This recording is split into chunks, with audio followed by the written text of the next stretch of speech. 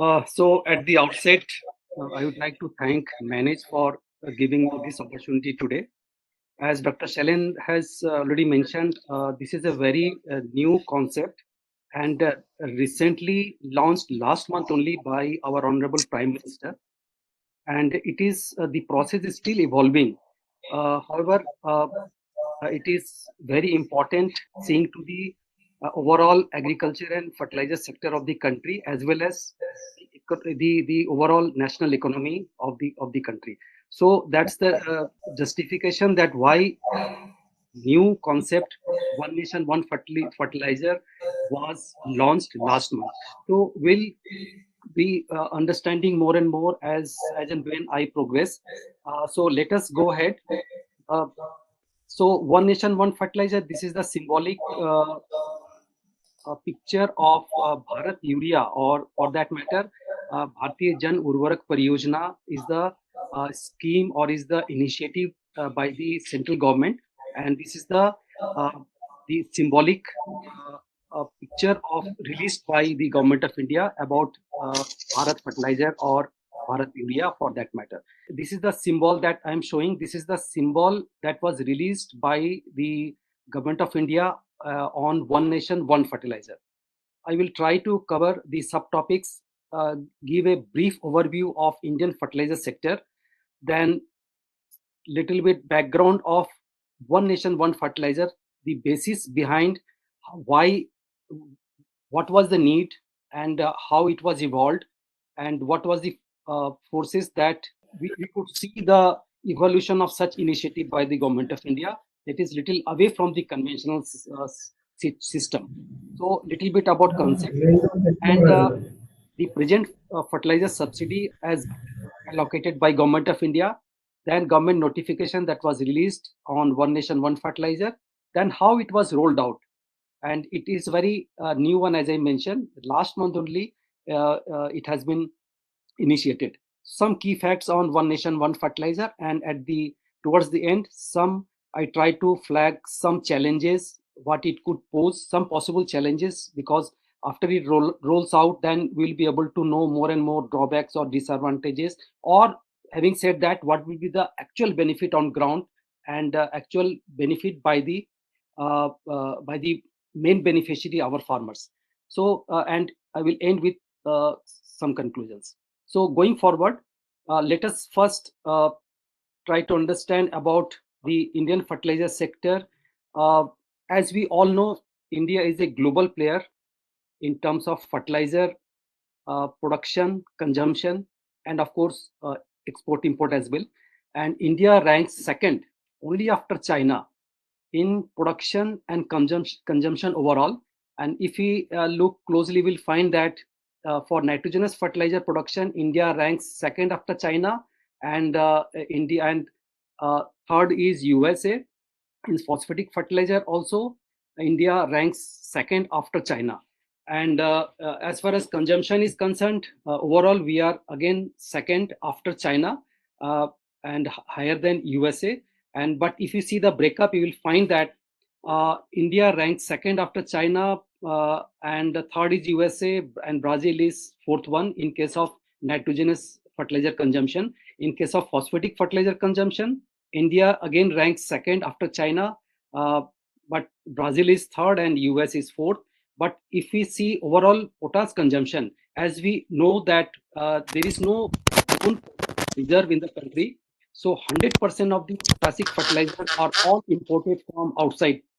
So we are at fourth position in consumption perspective after China, Brazil, and USA. So overall, if you see, we stand as number two in the whole world in terms of production and consumption of fertilizer. So coming to fertilizer production, overall and consumption, in fact, overall, uh, in our country, around 65 to 67 million tons of fertilizer products are being produced and consumed, and out of that, the total, the major chunk, the lion's share is urea, that is about 35%. So almost we can calculate more than half of the overall fertilizer consumption is shared by urea.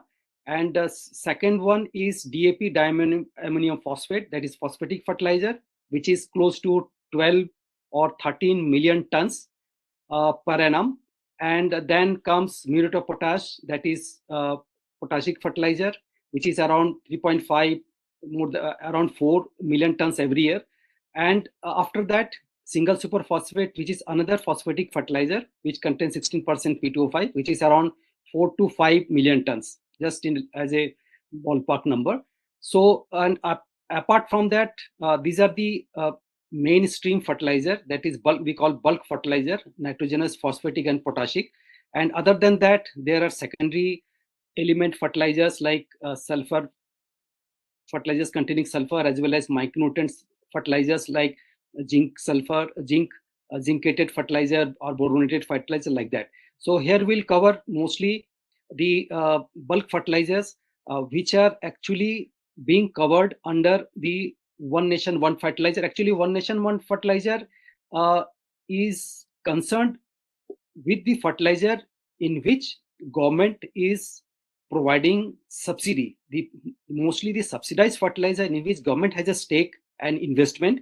So those are basically covered under One Nation One Fertilizer. Beyond that, there are n number of other products not coming in the purview of One Nation One Fertilizer. There are not even mentioned in the fertilizer control order, which governs the quality and specification of fertilizers. uh, those who are not in FCO, like specialty fertilizer or other value-added fertilizers, so those are not under no One Nation One Fertilizer scheme. So coming to urea fertilizer, as I mentioned, it is the major chunk, or the main lion share is shared by urea fertilizer. Around 35 million tons is a huge amount being consumed. And this is the urea fertilizer map, which mentions about 38 to 40 urea manufacturing plants representing various fertilizer companies across the nation. So you will find that it is spread uniformly across the nation, whether north, south, east, west, central. And these are located in the place where they get the supply of feedstock. So as you know, for nitrogenous fertilizer, feedstock like natural gas or naphtha or coal based energy are required. So wherever the companies get the supply of natural gas by the government, so on approval they can establish the urea manufacturing plant. So these are huge investments. For establishing one urea plant, roughly anywhere between 5,000 to 7,000 or 8,000 crores are required. So it's a huge investment, huge infrastructure. And wherever there is a urea plant, you might have seen its whole township is built. So it's a huge investment by the either the public sector, the government money, or for that matter, the private sector. So this is urea fertilizer map. Next is DAP fertilizer map. uh, Around there are 20 diammonium phosphatic fertilizer plants are there in India, but here you will find that these are mostly concentrated towards the coast, whether it is west coast or east coast. Reason being that for manufacturing diammonium phosphatic fertilizers, we need raw materials like rock phosphate and phosphoric acid. So these are all imported, because we do have reserve in our country of rock phosphate, but those are not of fertilizer grade, of synthetic fertilizer grade. Those can be used as a direct application, but from that we cannot prepare quality DAP fertilizer. So for that we are dependent on the imports of raw materials of DAP, whether it is rock phosphate from Jordan, or for that matter Morocco or other countries. And similarly phosphoric acid, we know most of the such raw materials are coming from European countries, like where conflict is going on at present, like Ukraine, Belarus, or for that matter Russia.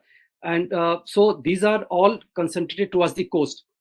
Coming to next fertilizer category, SSP, single superphosphate, compared to DAP, SSP is basically small scale industry fertilizer. So around total manufacturing plants in the country are 100, and that too spread across the country uniformly. So these are based on raw materials like uh, sulfuric acid, rock phosphate. So it can be used for these indigenous rock phosphates can be used for preparation of a single superphosphate, which is uh, containing 16% P2O5. So after that, not showing in my presentation, there are micronutrient fertilizers like zinc fertilizer, which is again a small scale industry product. But again, larger companies like IFCO, CRIPCO are also in the also national players in producing and marketing of zincated fertilizer. However, in the country, around 150, or if you consider the small unurbanized and segmented units, so maybe 150 to 200, anyway between those number of plants of zinc fertilizers are there in the country. So coming to a little bit of background, but before coming to background, I just wanted to share one more point, that for example, if you see the urea plant here, take an example of Gujarat. So Kalol, we have a IFCO urea plant in western region of the country in Kalol. So the urea is being produced here, and it is supplied across the country, because urea is having catchment area across the country in almost all the states in the country. So it is going to eastern part, it is going to northern part, it is also going to the southern part, as well as cutting to this western part. So because there is a demand from extreme east, whether northeast state India, or for that matter, West Bengal or Jharkhand or Bihar or Eastern UP. Similarly, for down south, for example, Karnataka, Tamil Nadu, Kerala, Andhra Pradesh, Telangana. So, what I mean to say is that the fertilizer is produced at one point, and it is being marketed, it is being supplied to other corner of the country. And at the same time, for example, let me take another example of Brahmaputra Valley fertilizer being produced in the state of Assam, and it is being marketed and supplied to maybe North India, southern part of the country, western part. So the fertilizer produced in at one part of the country is being supplied to other corners of the country. So this is called, in a layman's term, crisscross of fertilizer movement.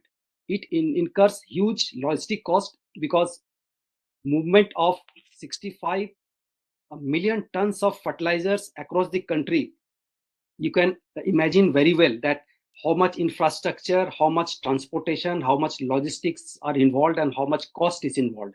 So of course, for that matter, so that government also takes care of the cost by giving logistic support in addition to fertilizer subsidy, so that at the end beneficiary should not land up in paying huge amount for purchasing the agri input like fertilizer. So coming to the background of One Nation One Fertilizer. We all know that fertilizer, we have been seeing since the days of Green Revolution, since 1960s, that fertilizer is one of the key agri input essential for the food security of our country. So now the One Nation One Fertilizer, it says up to 90% of the cost of urea and 66% cost of DAP are borne by Government of India. This is only because the production cost of fertilizer, for example, DAP, or for that matter, urea, are very high. I will come to the cost later.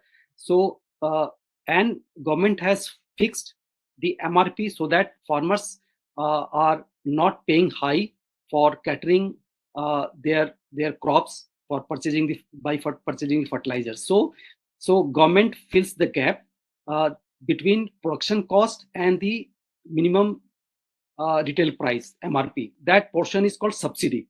I will elaborate little more going forward. Next is presence of government missing in spite of highly subsidized fertilizer. The meaning thereby is that though government is investing huge amount in the supplying and in as well as consumption of the fertilizers, but these are mainly governed and coordinated by the different fertilizer industry. Government was not having direct say in that, only allocating fertilizer to different parts based on the demand generated by different states.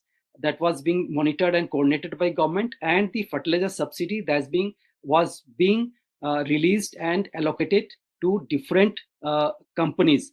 Still, the direct benefits transferred is on the anvil, but still it is not yet 100% implemented. So the subsidy is routed through the fertilizer industry to the farmers. Now, as we have seen, we have n number of fertilizer plants across the country consisting of urea, DAP, SSP, MOP. We have of different companies. So every company is having different branding. So we call it as multi-brand fertilizer system in the country, and each company has its own brands. So I just mentioned about what is crisscross movement across the country due to brand preference, because the farmer sitting, for example, at extreme eastern part of the country wants IFCO area of Kalol, so he wants that. Similarly, for example, farmer sitting in Gujarat wants something which is produced in eastern part or southern part. So because of the brand preference or selective preference, so the product has to pass from one point of the country to another point of the country. So that is called crisscross movement, involving huge logistic and infrastructure and facilities as well as cost.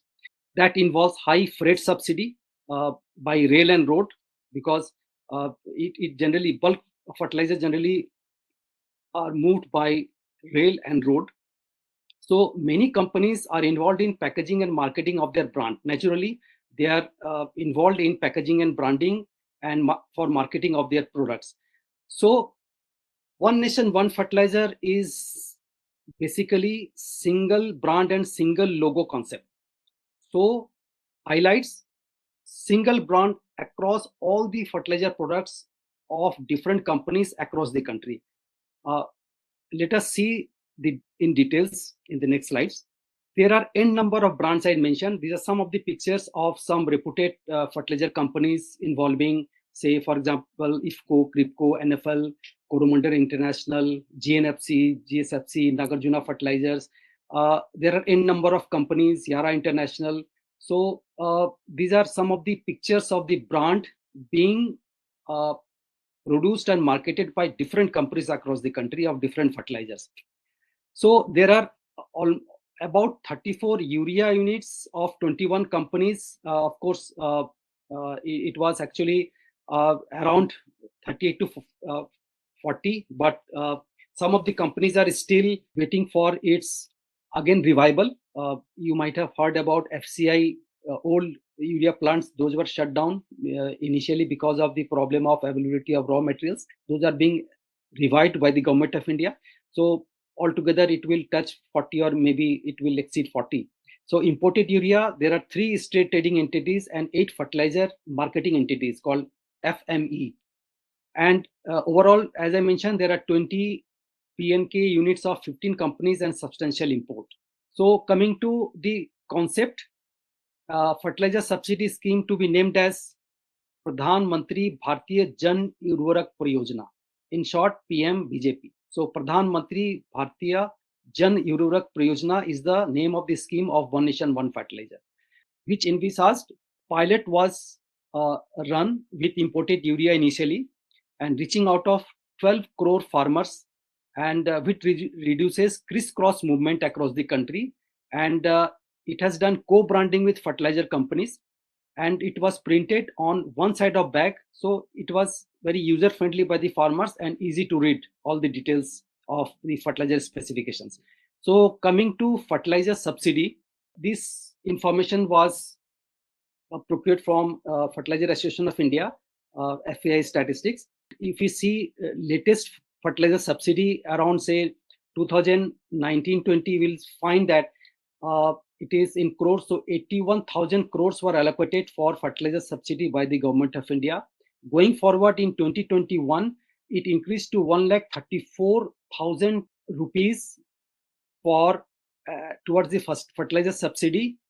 for the country by the government of India. And then 21-22, it was initially it was allocated around 80,000 crores of rupees. But the government is at present overburdened with the huge subsidy on fertilizer outgo, which is revised to rupees 1.4 lakh crore in 2021. So the overall amount of 80,000 crore has been revised to 1.4 lakh crores, and it is estimated around 2 lakh crore in 22-23, which may rise to even over rupees 2.5 to 3 lakh crore by next year due to higher raw materials and fertilizer product prices. And this has, in fact, aggravated because of the Ukraine and Russia conflict, and because most of the global supplies of raw materials of fertilizer as well as finished products are being supplied across the world from the countries like Russia, Ukraine, Belarus, and all other countries.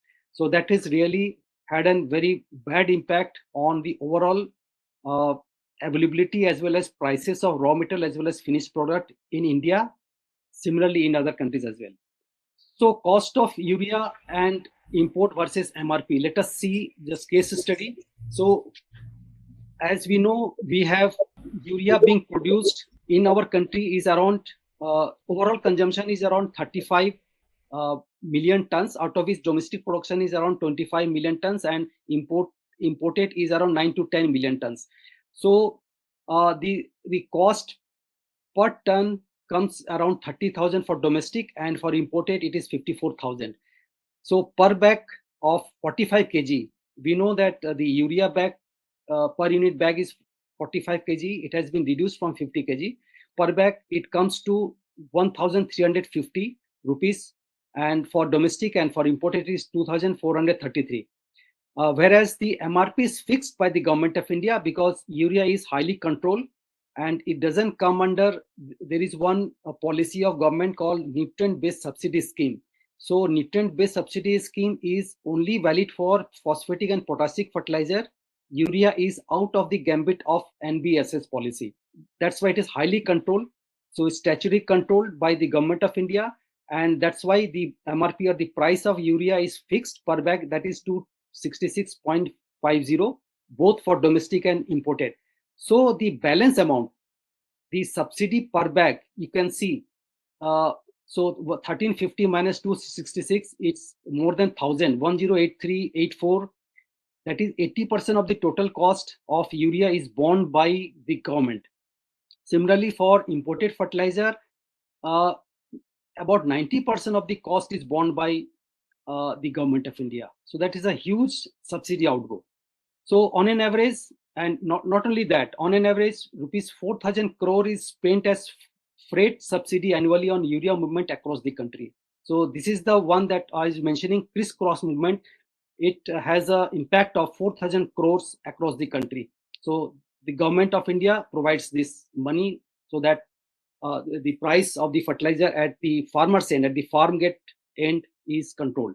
Similarly, for DAP fertilizers, around overall 12 to 13 million tons of overall consumption, we produce only 4 to 5 million tons in our country, and rest are imported. About 9 to 10 million tons are imported. So cost per ton is 71,000 for domestic, and imported 75,000. And per bag of 50 kg, for DAP it is 50 kg, MOP it is 50 kg, for urea only it is 45 kg per bag. So per bag is 3,556 for domestic, and imported 3,760. But MRP is fixed by the government, though this is called, though the phosphatic and potassic fertilizer comes under NBSS, but there are some conditional concession being issued and released and allocated by the government from time to time, just to restrict the price of the fertilizer to shoot up, so that farmers at his end doesn't face any problem in procuring the fertilizer.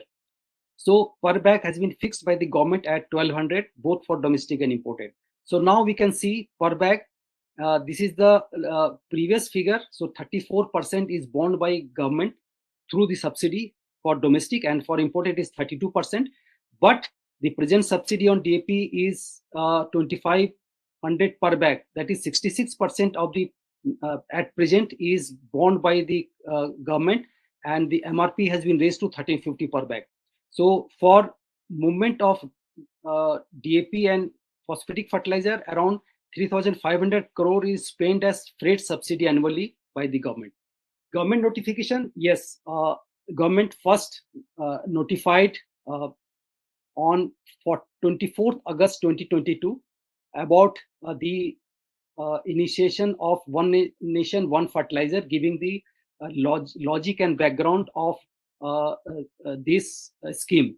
So there are logo that I mentioned initially. It was released by the government, and there are specific design and specifications. We cannot change that. That is standard. We have to follow the standard operating procedure, SOP.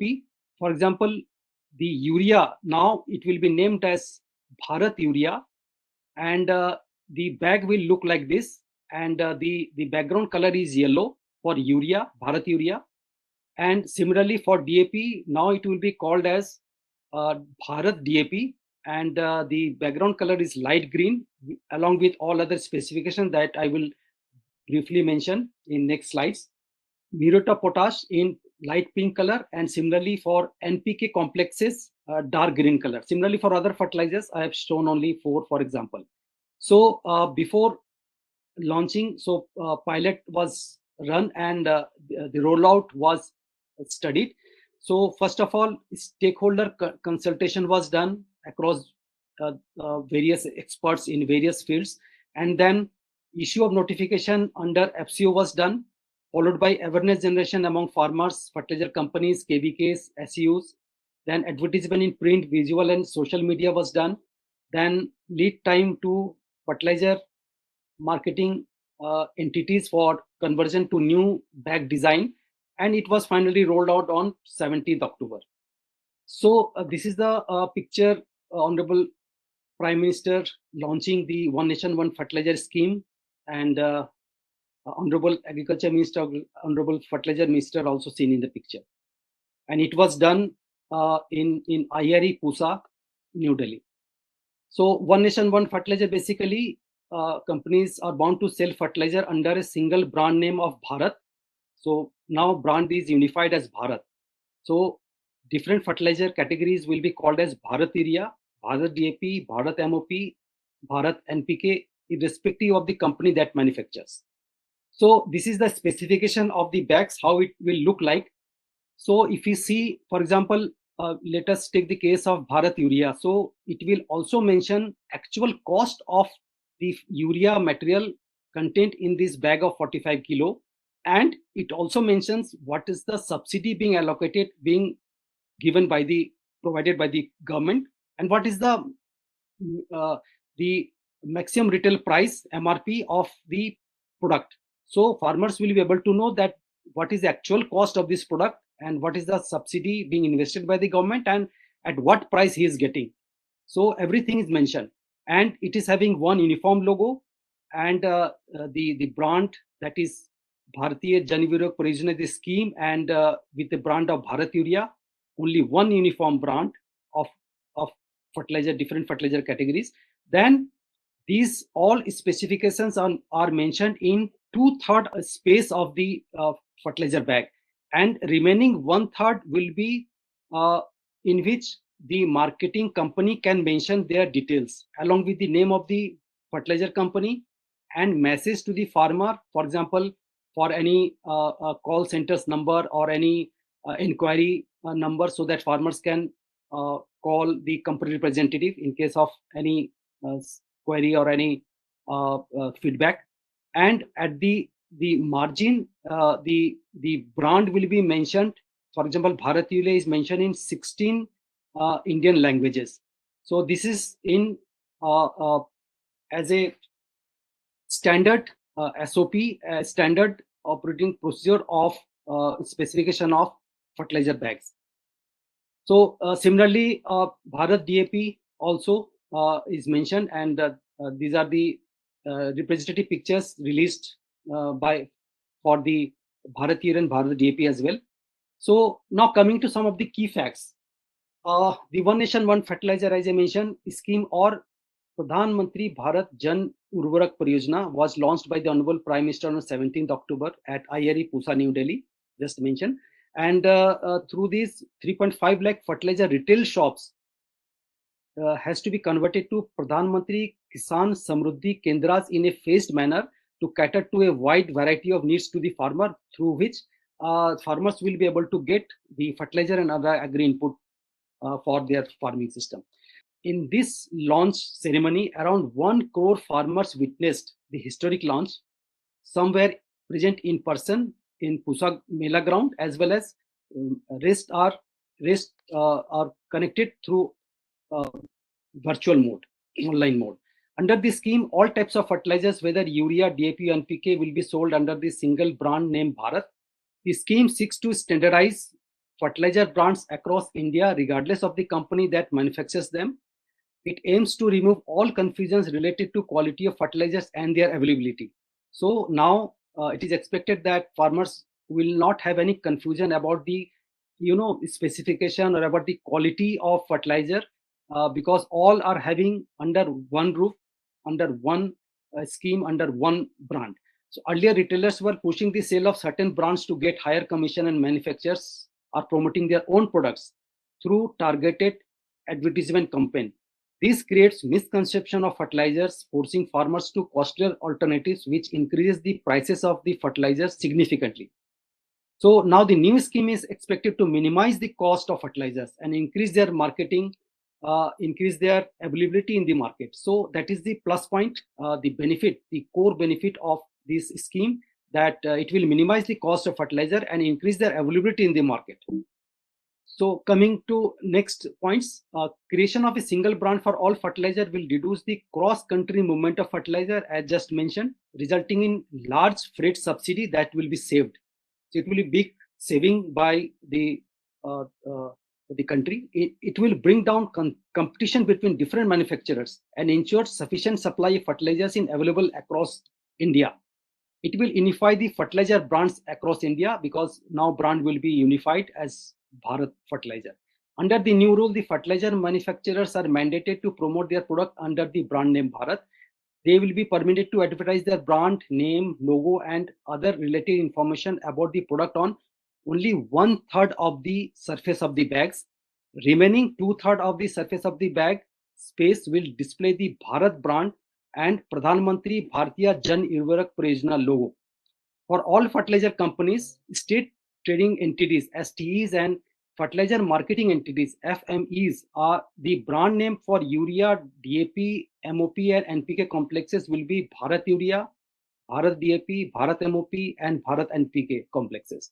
Towards the end, I will just like to highlight some of the possible challenges yet to be confirmed, or it is actually being felt on the ground. But some of the challenges that experts feel now, possible challenges, that it will disincentivize fertilizer companies from undertaking marketing and brand promotion activities, because now there won't be anything like branding or marketing services by the companies, because any company's strength ultimately is its brand and farmer trust built over decades. So they build the trust in front of the farmers through their branding system. So whether it is brand of one specific company or another specific company. So the fertilizer company will now be reduced to contract manufacturers and importers for the government. That's what experts feel. Currently, in case of any bag or batch of fertilizers not meeting the required standards, the blame is put on the company. Naturally, if there is any substandard fertilizer or there is any quality issues in specification of fertilizer or spurious material, then naturally the fertilizer companies will have to answer, and the blame goes directly to the fertilizer company. But now, since everything comes under one nation, one fertilizer scheme, under one unified brand, so probably any shortfall will be just passed on fully to the government. So government has to also take care of this challenge. So now coming to the conclusion towards the end, uh, the One Nation One Fertilizer scheme, or the Pradhan Mantri Bharatiya Jan Urvarak Pariyojana, is to maximize farm production by ensuring easy availability of farmers and agri services to the farmers at affordable price and promote the balanced nutrition application. This scheme will reduce fertilizer cost and increase their availability in market so that the food security as well as nutrition security of our country are ensured, and that will also ensure the increased income of the farmers as envisaged and as per the mandate and the motto and objective of the government of India. So that ends my are most welcome.